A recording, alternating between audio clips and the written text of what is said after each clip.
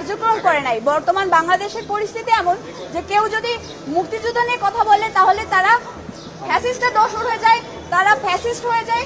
কারোর কোনো এখন বাক স্বাধীনতা নেই। বাংলাদেশের যে কনস্টিটিউশন, সেই কনস্টিটিউশনের 39 ধারা অনুযায়ী এই বাংলাদেশে এখন স্বাধীনভাবে মত প্রকাশের কোনো সুযোগ নেই।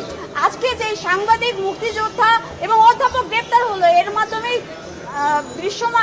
মাধ্যমেই দৃশ্যমান যে এই দেশে এখন সাকসেসফুলি মব ভায়োলেন্স চলছে এবং সেটা রাষ্ট্রীয় দায়ভার এর জন্য নিতে হবে। কারণ এটা তাদেরকে যেহেতু গ্রেপ্তার করে রাষ্ট্রীয় আইনের সদর্পণ করা হয়েছে, এ থেকে প্রতিমান হয় যে এর সাথে বর্তমান সরকারের এই দায়ভারটা নেওয়া লাগবে।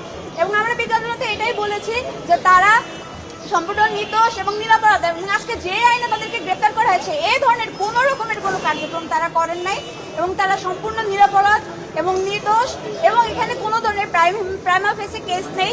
আজকে এই 16 জনের পরিবার তারা দুঃখ ভারে তাদের এই যে যাদেরকে গ্রেপ্তার করা হয়েছে তাদের জন্য পথ চেয়ে আছে। তাদের কি অপরাধ তারা জানে না। তারা তাদের যে মতামত একটি স্বাধীন রাষ্ট্রে সেটাই পেশ করেছে, অথচ তাদের কাছে গ্রেপ্তার করা হলো এবং ন্যায় বিচার ছাড়াই তাদেরকে আবার জেল হাজতেও প্রেরণ করা হলো। আমরা আশা করেছিলাম আমরা বিজ্ঞ আদালত থেকে ন্যায় বিচার পাবো, তাদেরকে জামিন প্রদান করা হবে, কিন্তু এ ধরনের কোনো কিছুই করা হলো না এবং তাদেরকে গ্রেপ্তার করা হলো কোনো ধরনের ডকুমেন্টস ছাড়া। এখানে আমরা যা দেখেছি সেটা পুরোপুরি আইনের শাসন এখানে ব্যাহত হয়েছে। এভাবে মিথ্যাভাবে অভিযুক্তদেরকে যেভাবে ক্ষতিগ্রস্ত করা হচ্ছে, এটা আসলে আমাদের রাষ্ট্রের জন্য মানহানিকর।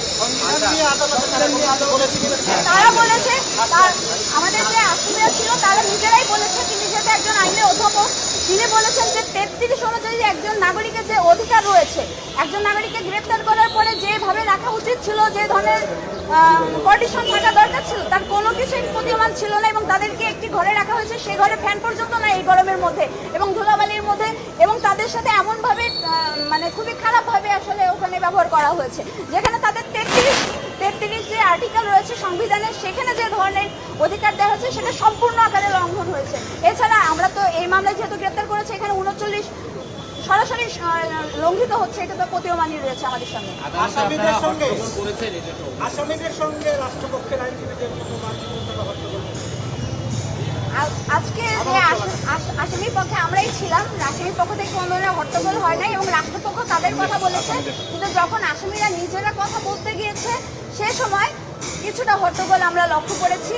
এবং এই ক্ষেত্রে আমি আরেকটি বিষয় উল্লেখ করতে চাই, এখানে আমাদের যে বীর মুক্তিযোদ্ধা ছিল মোহাম্মদ লতিফ সিদ্দিকী, এই লতিফ সিদ্দিকী কারো ওকালতনামাতে পর্যন্ত সাইন করে নাই। তিনি বলেছেন এখানে আমি ন্যায় বিচার পাবো না, এখানে আমি কোনো সাইনও করবো না।